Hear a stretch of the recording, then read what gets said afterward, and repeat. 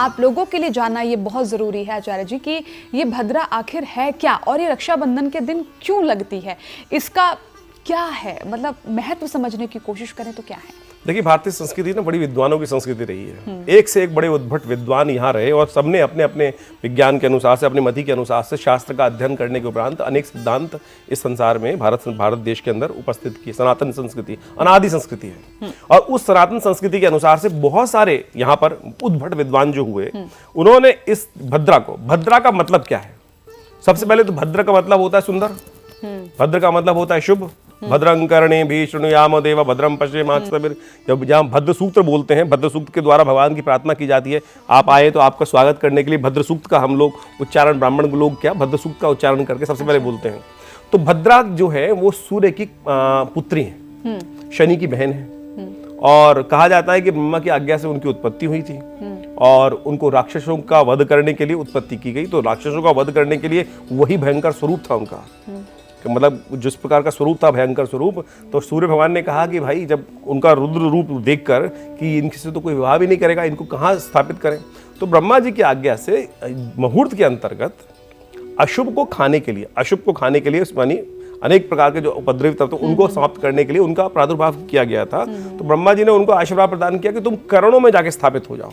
कहाँ पे? करण मतलब? हमारे यहाँ ज्योतिष के अंदर पंचांग के अंदर 5 चीज होती हैं, तिथि, वार, नक्षत्र, योग और करण।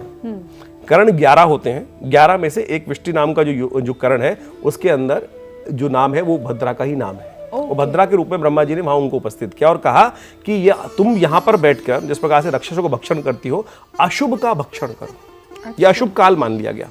भद्रा जो है वो अशुभ काल हो गया। अशुभ काल का भक्षण करने के लिए भगवत को वहां पर व्यवस्था कर दी गई और करीब करीब हर 2 दिन बाद भद्रा की उपस्थिति हो जाती है, करीब करीब आधे दिन के आसपास के लिए। तो ये काल है स्पेसिफिकली। इस समय में कोई भी शुभ कार्य नहीं करना चाहिए। आमतौर पर लोगों को ज्ञान नहीं है। एक कथा आती है शास्त्र के अंदर से, शास्त्र में, और मैंने इसको प्रत्यक्ष करके देखा कि ये काल हम लोग ध्यान नहीं रखते हैं कि कौन सा समय है, कौन सा है। मुहूर्त पंडित जी ने निकाल दिया, लेकिन भद्रा हमने देखी नहीं, ज्ञान भी नहीं है। तो क्या होता है कि व्यक्ति के जीवन में बहुत सारे विघ्न उपस्थित होते चले जाते हैं। स्कंद पुराण के अंदर एक कथा आई कि जीवन में जब लगातार कष्ट चल रहे हो, कोई कार्य पूर्ण ना हो रहा हो, तो चेक करो कि हो सकता है किसी शुभ कार्य में तुमने भद्रा के समय में कुछ अशुभ काम किया हो, उसके लिए विघ्न उपस्थित हो। तो वहां एक प्रयोग दिया गया है। मैंने वो कई लोगों पर प्रयोग करके देखा और वास्तविक तौर पे देखा कि भद्रा शांति करने के उपरांत वो कार्य जो नहीं हो रहा था वो चल गया। अच्छा। तो भद्रा को शांति करने के लिए ओम भद्रायै नमः ओम भद्रं कर्णेभिः शृणुयाम देवा भद्रं पश्येमाक्षभिर्यत्र स्थिरैरङ्गैस्तुष्टुवाग्वंसस्तनु, इस तरह का एक मंत्र है, भद्र सूक्त के रूप में उपस्थित है। उसका पूजा करने की व्यवस्था बताइए। तो ये काल है अशुभ काल।